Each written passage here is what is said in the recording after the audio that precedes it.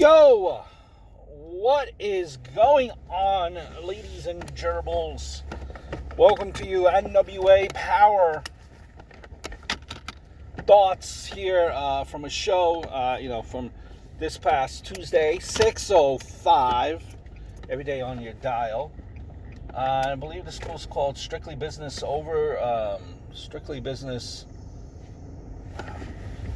Overtaking, something to that regard. But look it up. It's from Tuesday's Strictly Business Takeover, I believe is what it's called. There you go. Like in NWA Powerrr, I mean, I've said this before, and I'll say it again. I mean, it's a show where, and because it's an hour,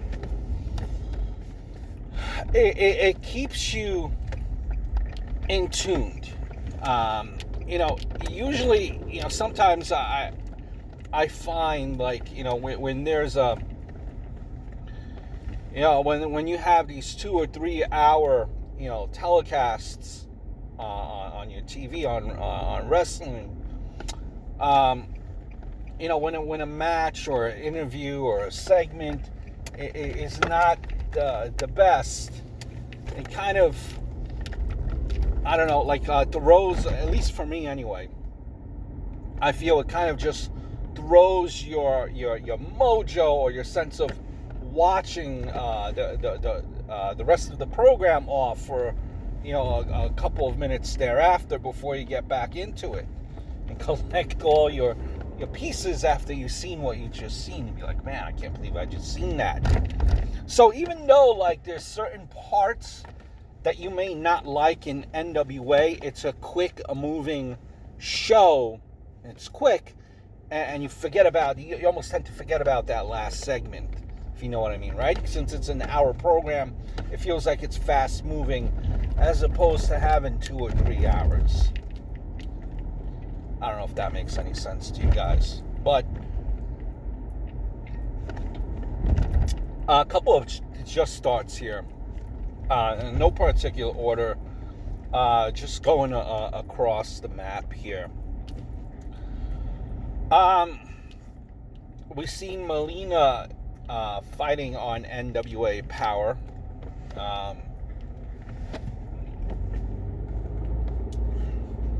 With a victory over Ashley Vox. I'm wondering, and Melina is saying that she wants the title next, is what she wants. I'm wondering if we will finally see a title match, and I believe the women's title will finally be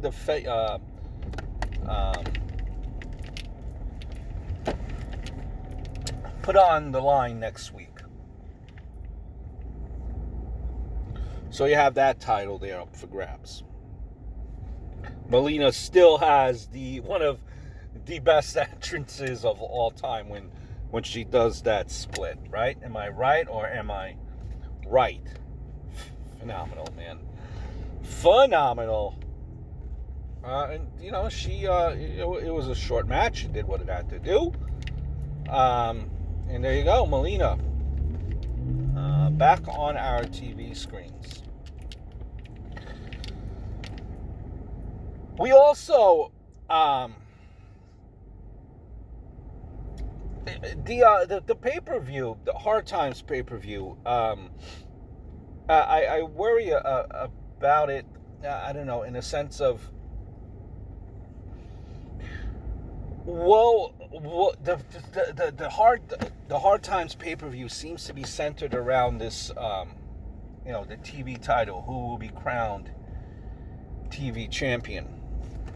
And you're also going to have a special match where I believe, if I'm not mistaken, it's supposed to be Nick Aldis, who invaded ROH and against Flip Gordon, I believe there. But that will be, I'll get to that. Are those matches on those cards, nothing really. Are those matches and that TV title being decided, are those enough to make you vested in the pay-per-view? Because the matches really aren't set, because everything is up in the air, so there's really, you don't have as many weeks to build on individual matches, since this is, a tournament, so you can't really build on storylines. Is seeing who will be the TV champion, who will be crowned the TV champion, is that enough for you guys to want to tune in? That's what I worry about this pay-per-view, and seeing, how the numbers work out. I don't know if that's enough to get people vested. I think their first pay-per-view that they had was a little bit of a stronger card than this card, so that's what I worry about. I also, speaking of which, you're gonna see all this, who invaded ROH, by the way.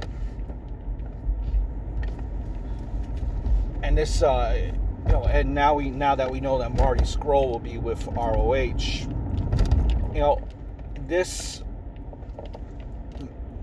all this in ROH, invading ROH, and Marty Scurll invading NWA. I think this is a good partnership for both companies. I think it's good for both companies. I think ROH and NWA both need each other, and it's a good way to cross promote. Maybe these companies could work side by side with each other, and it's a good thing. Because both companies working with each other is always a good thing, and it helps helps move I think their products both respectively forward. So that's a good thing, and you're interested to I'm interested to see where this will go, where this partnership if they can in fact make a partnership in ROH and NWA. So interesting to see that going forward. So that's my worry. Are you invested in the Hard Times pay-per-view?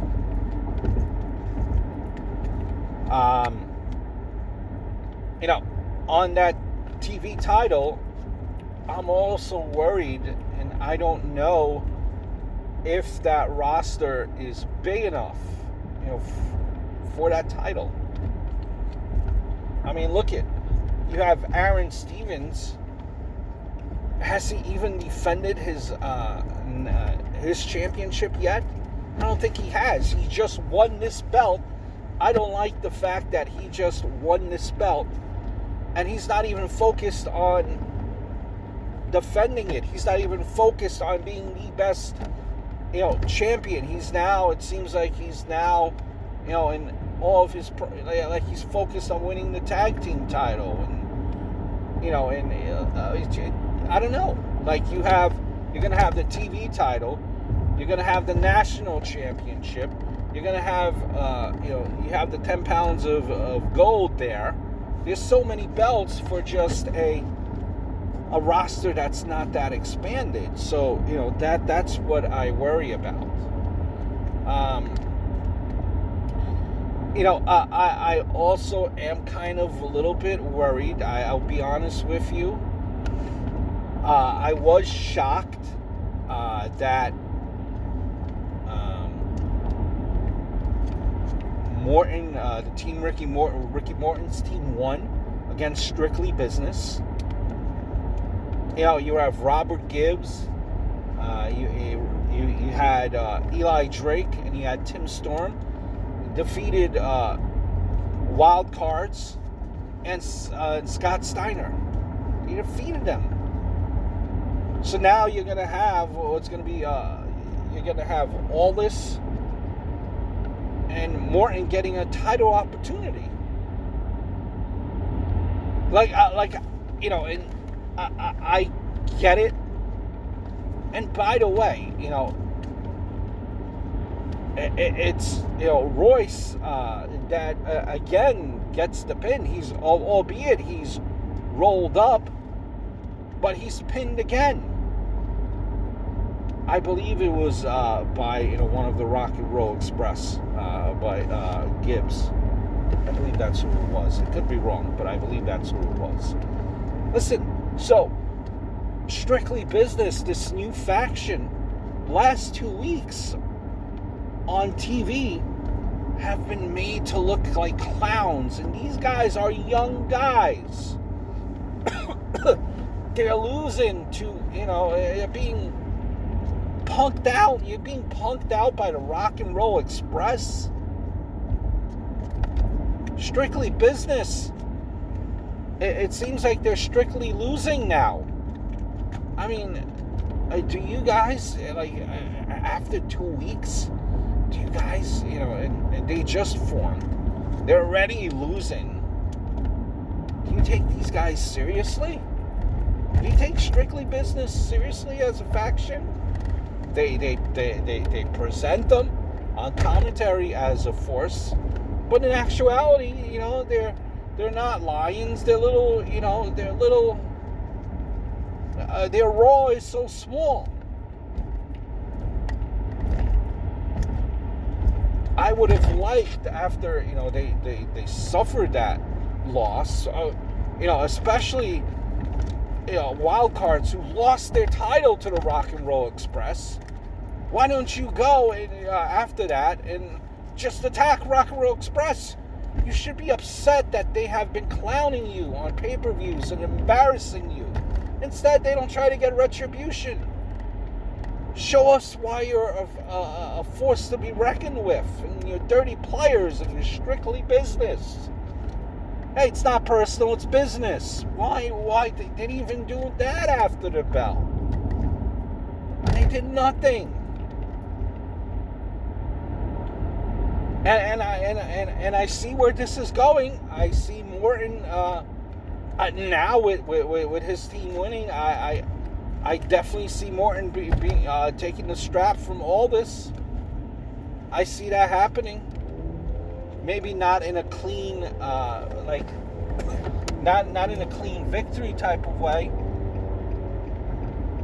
But I see it happening. Maybe Isaac's being that Isaac has been the big goof up last couple of weeks. Maybe Isaac's inadvertently hits him somehow, and that causes and that causes all this to lose. I could see that happening, but now it's inevitable. It seems like this is where we're going.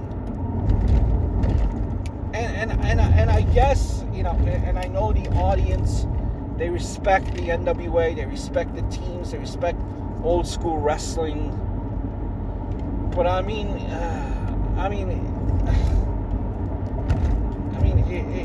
it gets to a point where it is a little bit too much. Maybe should we keep, we could respect the past, but maybe let's not bring all of the past front and center, if you know what I mean. Maybe we could do it in small doses. It just seems like all the old school competitors are, everything is all front and center. Why not maybe, why not focus on someone else? Why not get me focused on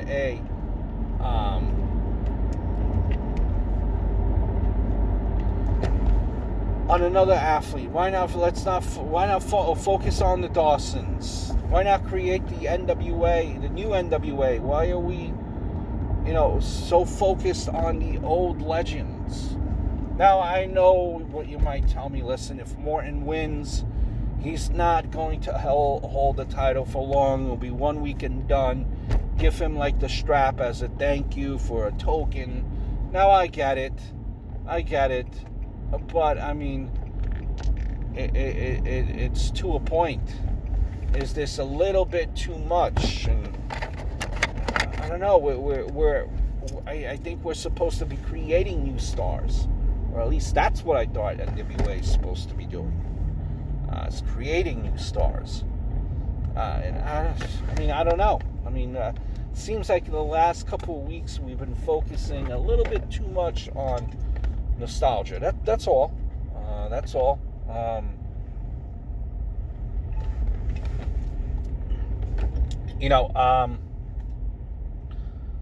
I will tell you that I did really not. I didn't like that. Essentially, when you have a team like the Dawsons, you make them go one-on-one. Kind of, in a sense, almost like have that tag team go up against each other in a one-on-one for the TV tournament. I don't know. It's like almost already. I don't know. It just seems when you have that one-on-one type of match, it's like you're already planting seeds on of a breakup. And the Dawsons are just kind of, to me, they've seen like recently with these how in these last couple of shows that they kind of have went from being a force to kind of have to reading Shakespeare to having having lost their way. So I remember the first couple of episodes of NWA, Powerrr, they were front and center, and now they've kind of just, I don't know, like they've lost their way, is what I'm saying. To me, anyway.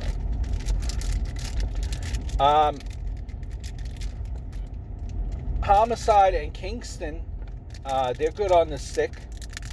They know how to speak. Don't really understand the whole purpose of Pope being there like advisor or supposed to like speak up for this team in a sense, trying to be like the voice of the voices that are not being heard in the back type of deal. Didn't understand that pairing because they're a team that will say what they want, do what they want, and try to get what they want at all costs. So I didn't understand that pairing to begin with. I don't know exactly what they're trying to do with Pope either. I didn't understand that whole segment. So it's like, you believe in Outlaws Inc., but after one loss, after he came back, it looks like you're already leaving them. I don't know. What exactly was the end game here? You hype them up as being this big bad team, and Homicide coming off of an injury and storyline, and then you just I don't know. It seems like it's already finished before it even started, and I don't know what the role exactly was supposed to be of the Pope. If he just, I just didn't get that whole interaction there. So those are some of my thoughts from NWA Powerrr. I hope all is well, and I look forward to speaking to you guys very, very soon. Until next time.